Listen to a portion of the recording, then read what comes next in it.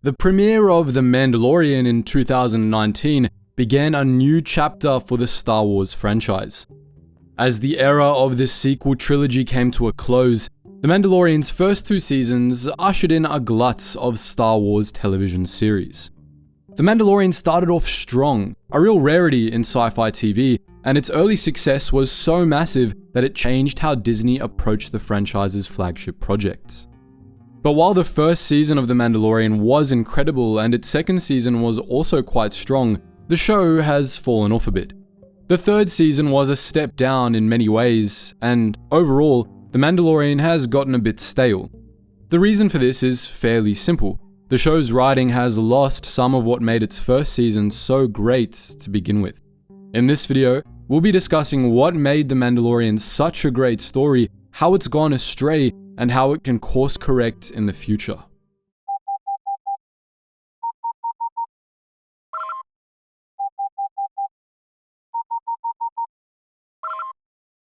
Attention, Sergeant on deck!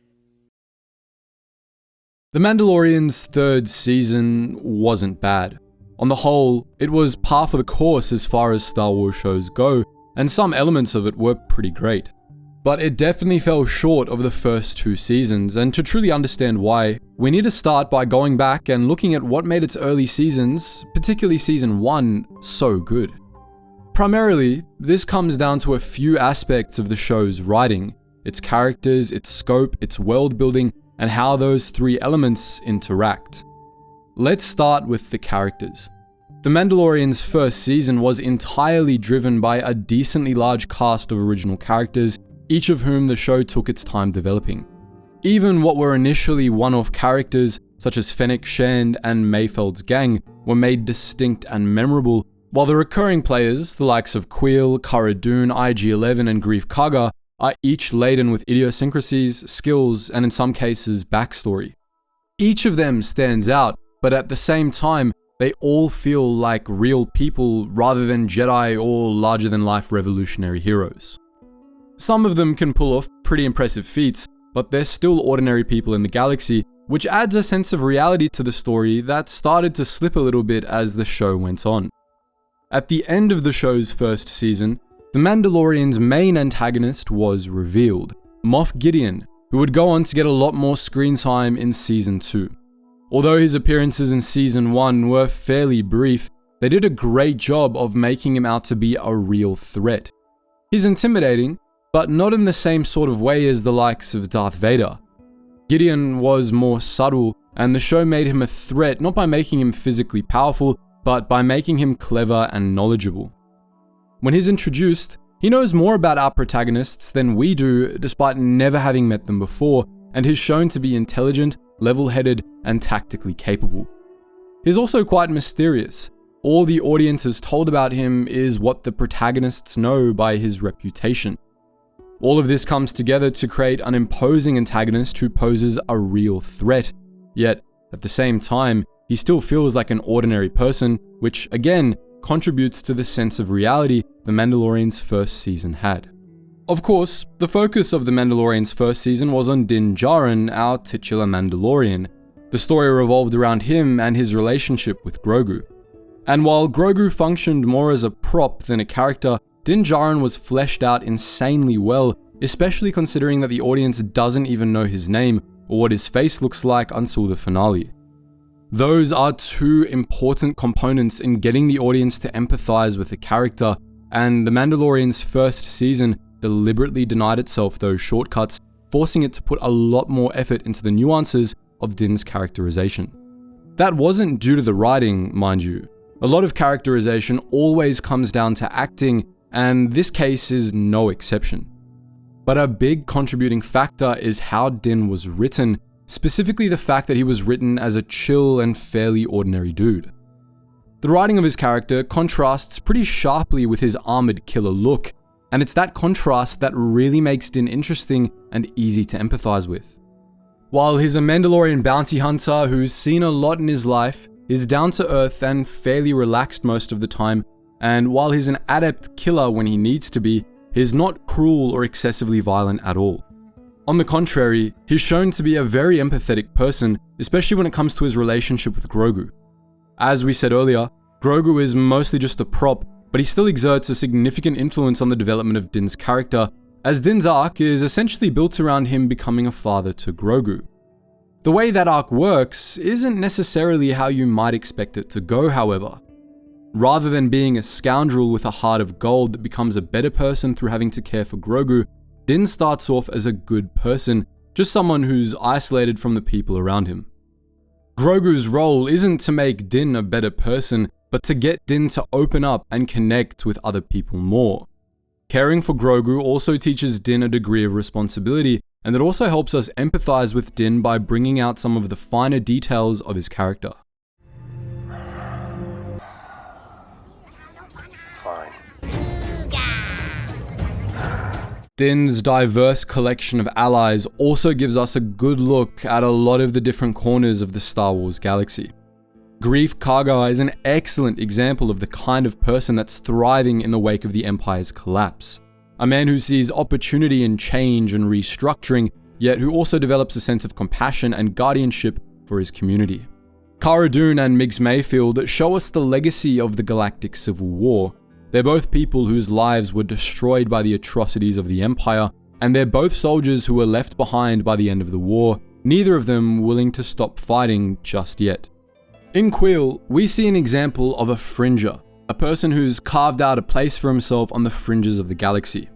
He's escaped the oppression his people face, and though he lives a somewhat lonely life, he lives as a free man, which is what truly matters to him. All of these characters are archetypical, and each gives us a better understanding of the people of the Star Wars galaxy as a whole. All told, The Mandalorian's first season presents us with a cast of ordinary people, each of them written with care. This is a trend the show maintains in its second season for the most part, even as the series' main cast expands and a few larger-than-life figures enter the picture. Boba Fett and Bo-Katan, while being more important players in the galaxy than Din or his allies, still fit into the show's dynamic fairly well, and the show also continues to put most of its effort into building up its original characters through the second season, particularly Din. There are other characters that show up in Season 2 that don't fit into the show's dynamic as well, but we'll get to that in a bit. Another crucial aspect of the first season's writing, and one of the things that made The Mandalorian so good at the beginning, was the show's scope. The first season's main plot isn't about saving the galaxy or anything like that, it's just about one man trying to care for a child and stumbling into adventures along the way. It's a very narrow scope that makes for a fairly simple plot, and this benefits the first season in a few ways. For starters, it makes it easy to follow and easy to get into, but perhaps more importantly, the simple plot meant that the show was able to spend plenty of time and focus on each plot element and each of its characters. Because The Mandalorian's first season wasn't juggling a ton of scattered storylines and complex plot threads, and because its scope was so narrow, it could give each element of the story the focus it deserved. This narrow scope also meant that The Mandalorian's first season stood entirely on its own. It was completely unconnected to other Star Wars projects plot-wise, which allowed The Mandalorian to do its own thing without having to account for outside developments. The Mandalorian's second season widened the scope a bit. It recontextualized the story as being of greater significance to the affairs of the galaxy than was previously apparent. The core story itself remained the same and kept to the arc of Din seeking to reunite Grogu with his people, but it brought this story into contact with other goings-on in the Star Wars galaxy. Din joined forces with Boba Fett and with Bo-Katan's Mandalorian revanchists, and he even got mixed up with the Jedi. This greatly increased the scope of the series, but because the second season still mostly kept things focused on Din, Grogu, and their small story, it still managed to hold together on this front. Related to the scope is the last element that made The Mandalorian's early seasons so good: worldbuilding.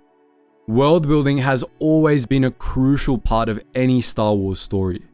Part of the magic of the franchise is the constant impression that it takes place in a vast universe with a ton of stories waiting to be told. This impression is built by presenting the viewer with detailed worlds with a sense of history, tangibility, and a diverse cast of background characters, creating a setting that feels lived in and expansive. That's a big part of where the wonder that Star Wars inspires in its audience comes from, and in projects like The Mandalorian, it's just as important as it is in the films. The Mandalorian and series like it also play a valuable role in the world building of the franchise as a whole, adding weight to the world building work done in other projects. In the Star Wars films, this detailed world building adds weight to the story by reinforcing that, outside of the main cast, there are so many other characters with their own stories that live in this universe and that are affected by the events within it. Projects like The Mandalorian allow us to see some of these side stories and visit other corners of this vast implied universe. This is important to Star Wars as a whole, as it reinforces the expansiveness of the universe and gives audiences new ways to explore it. The first season of The Mandalorian was a masterclass in Star Wars worldbuilding. It took familiar elements from other Star Wars projects, from blurgs to Mandalorians, and it fleshed them out more, all while adding plenty of new characters, locations, and concepts to the universe as well. It balanced the returning elements with the new ones pretty well. Every episode adds more new concepts than it reuses existing ones, and the only setting that's borrowed from the films is Tatooine. The first season took its time setting up the world of the New Republic-era galaxy, showed us daily life on a variety of planets, and neither overused nor underused any of the locations, characters, or other plot elements it introduced.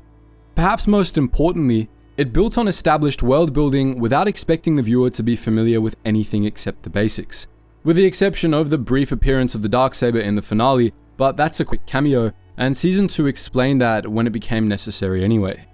Season 2 of The Mandalorian did a similarly excellent job on the world building front. Unlike Season 1, it revisits old locations and concepts a lot more, mainly returning to aspects of the first season, but it builds on them each time, and it still adds plenty of new stuff as well. Even its return visit to Tatooine was done really well. We're of the opinion that recent Star Wars series have gone back to Tatooine far too often, and The Mandalorian is a serial offender in this respect, but the Season 2 premiere did such an exceptional job fleshing out the planet that we can't help but give it a pass. And it isn't just Tatooine that The Mandalorian adds a lot more depth to either.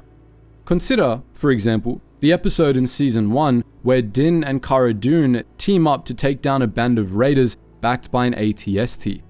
That episode doesn't just reuse the AT-ST as a set piece, it gives us a completely different view of the Walker than we get in the films. In the films, the AT-ST isn't a terribly big threat, it's just one more Imperial war machine for the rebels and their Ewok allies to overcome. But The Mandalorian gives us an ordinary person's perspective of the AT-ST, depicting it as a real threat, powerful and terrifying. It's written into the story almost like a dragon or some other kind of monster, and this not only adds considerable tension to the story, but it also adds depth to the Star Wars universe as a whole.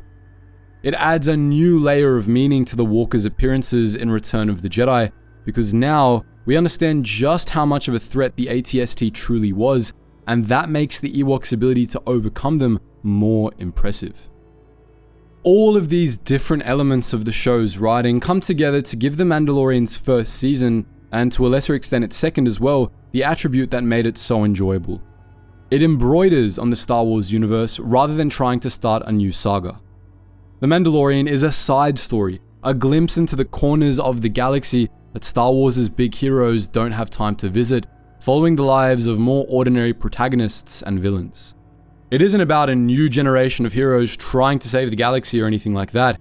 It's about a decently ordinary guy trying to take care of a kid and return him to his people, meeting allies and having adventures along the way.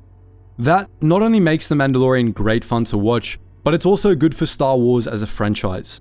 If every Star Wars story were about saving the galaxy after all, then that premise would get old real fast, and it would dilute the meaning of the main saga films, which is supposed to be the core of this franchise's story.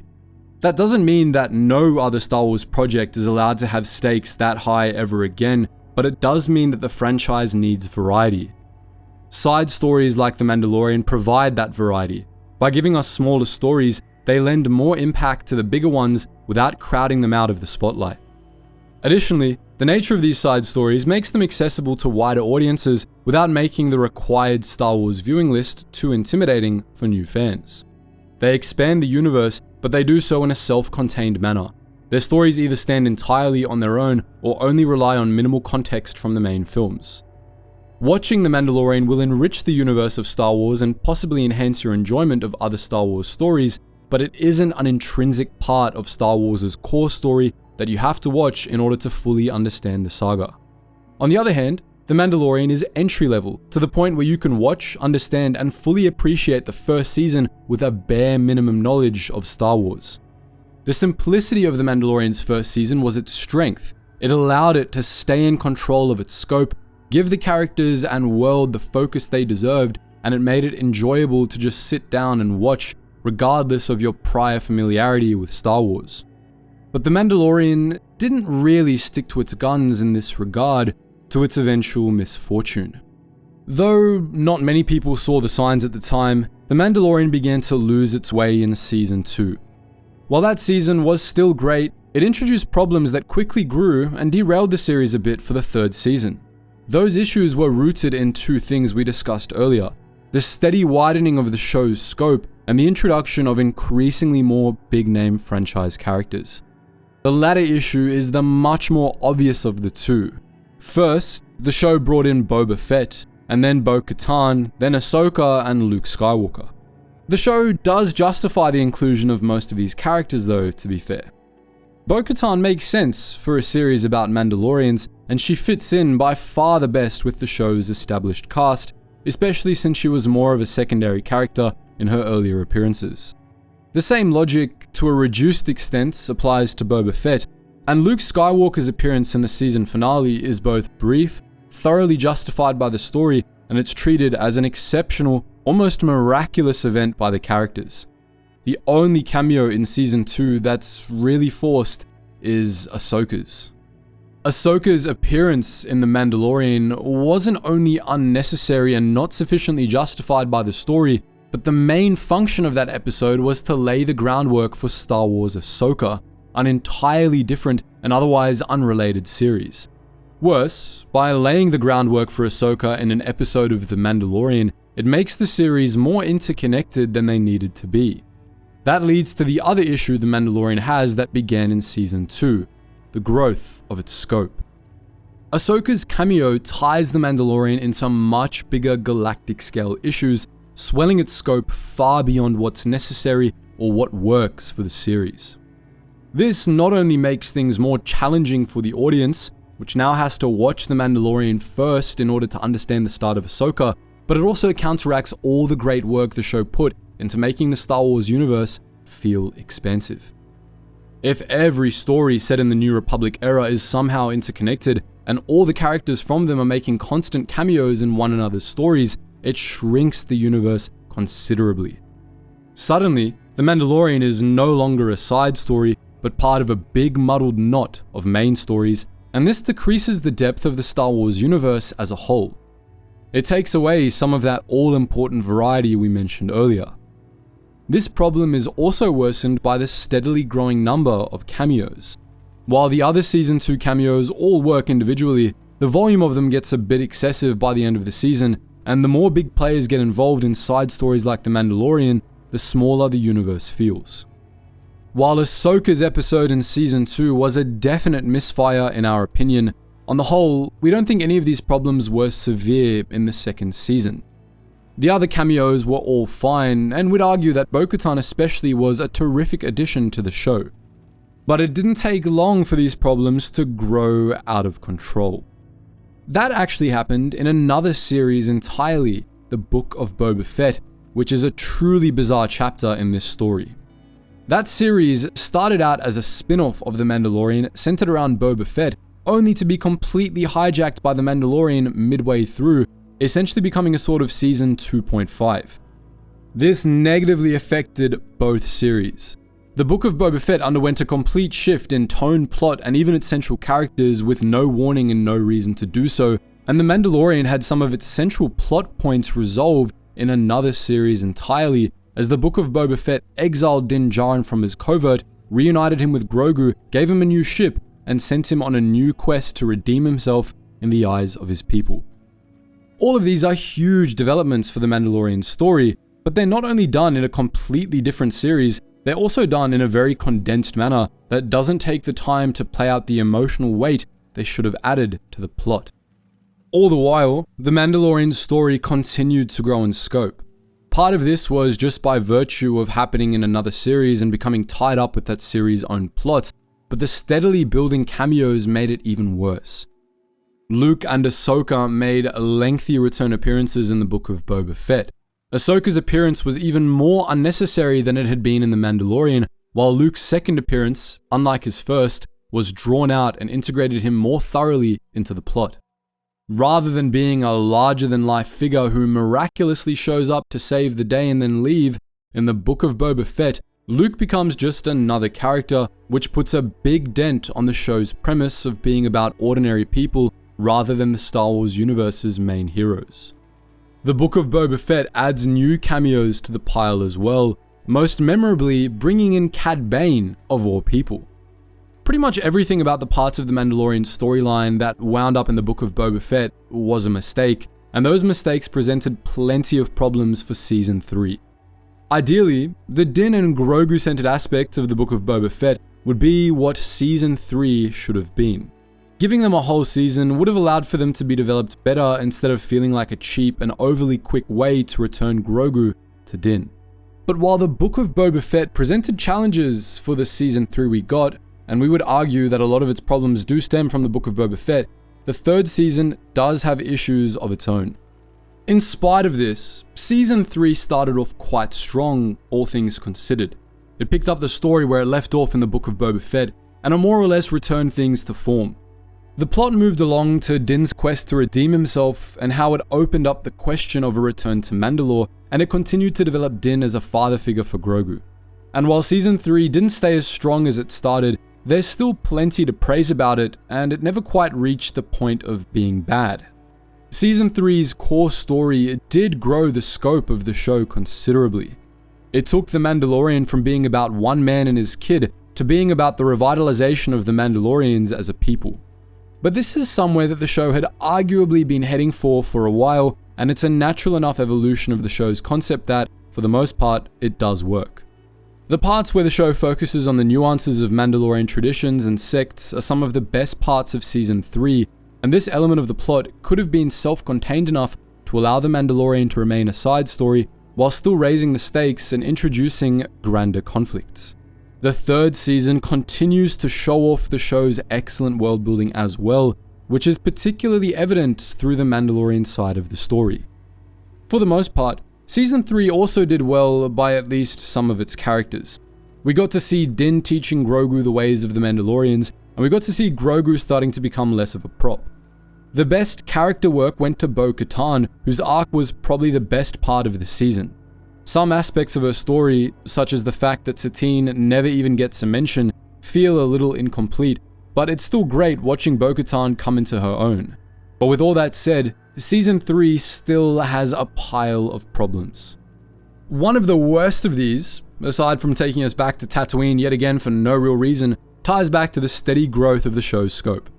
If the show were just transitioning to being more about the Mandalorians as a people, that'd be one thing, but Season 3 also staples several almost completely tangential plot lines into its main story that widen the scope considerably. A large part of the season deals with the internal politics of the New Republic, ex-Imperial rehabilitation programs, and the schemes of the Imperial Remnant, which are driven by recurring side characters, but are entirely irrelevant to the main plot of the season. These tangents should really be their own story, not tacked on to The Mandalorian, and they take up such large chunks of the season that they dilute what should be the main storyline, making it feel compressed and underdeveloped in parts. Like we said earlier, maintaining a narrow scope allowed the first season to give each element of the main story the focus it deserved, and because Season 3 got so cluttered, that focus was lost to the detriment of those main storylines.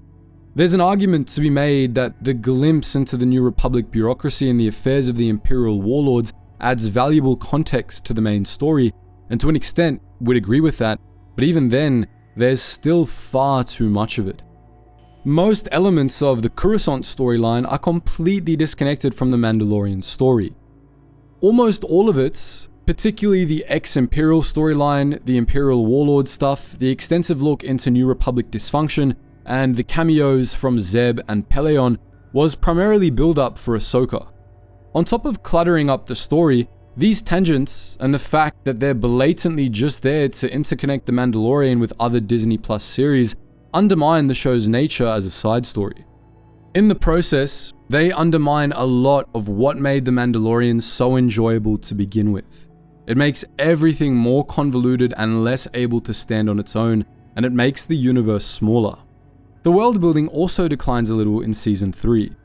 It's only a few relatively minor cases, but there are nonetheless a few points where certain plot elements are left unexplored or seem to have been thrown in just for the sake of it. Consider, for example, the spider-like cyborg creature that captures Din in Chapter 18. This thing still doesn't even have a name. Literally nothing about it is explained, and it comes pretty much out of nowhere.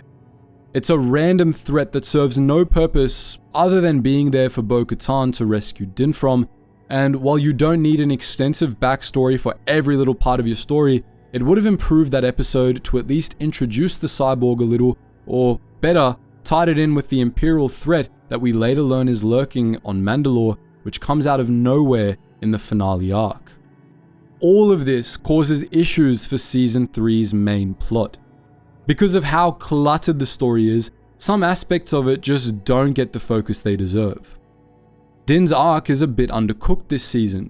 He gets some great moments of teaching Grogu the ways of the Mandalorians, but the focus is shifted away from him, and his character suffers for it. Granted, Bo-Katan becomes a deuteragonist this season, and as a result, a lot of the focus that would otherwise be on Din is shifted to her, but because of how cluttered Season 3 is, there's a lot less of that focus to go around in the first place. The main plot involving the reclaiming and revival of Mandalore also comes off as being very condensed, to the point of almost feeling rushed. The final sequences on Mandalore in particular should have been given a lot more time, or perhaps even expanded out into a 4th season with a more complex final engagement against Moff Gideon.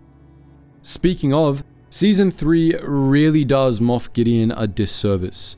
His whole storyline, which had previously been a very mysterious slow burn, was very quickly wrapped up and done away with, and it was completely drained of any hint of subtlety.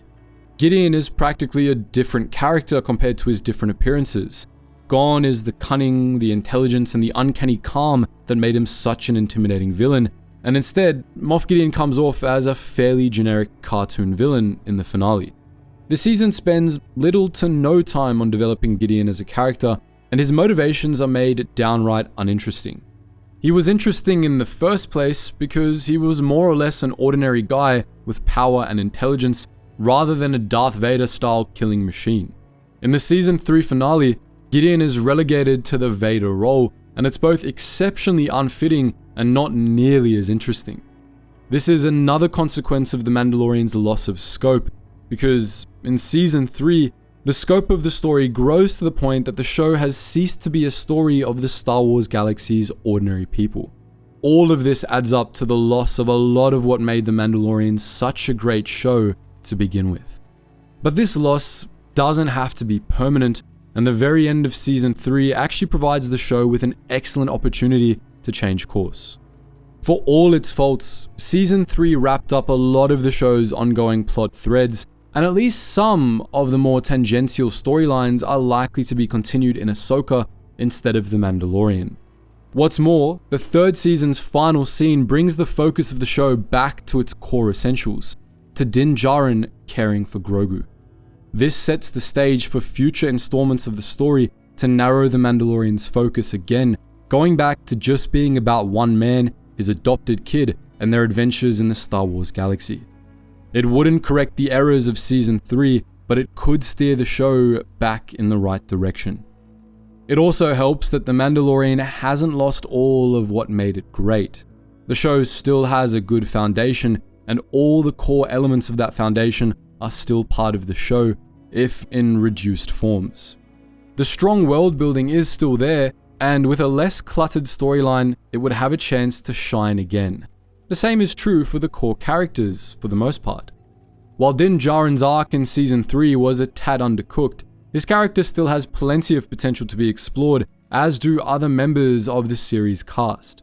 All told, the 3rd season may have been cluttered, but it also resolved enough plot threads to clear up some of that clutter and that creates potential for the future. All told, while The Mandalorian's third season was definitely a low point for the show, we haven't given up on it. If future seasons, or the movie that's coming out soon, return to the series' roots, there's every possibility it could live up to the greatness of Season 1. Din Djarin's story isn't finished yet, and we look forward to seeing where it goes from here. But what do you think? What are your thoughts on The Mandalorian, particularly its third season? What would you like to see happen in future seasons or in the movie? Let us know your thoughts in the comment section below, and as always guys, thank you so much for watching, and I hope to see you in the next video.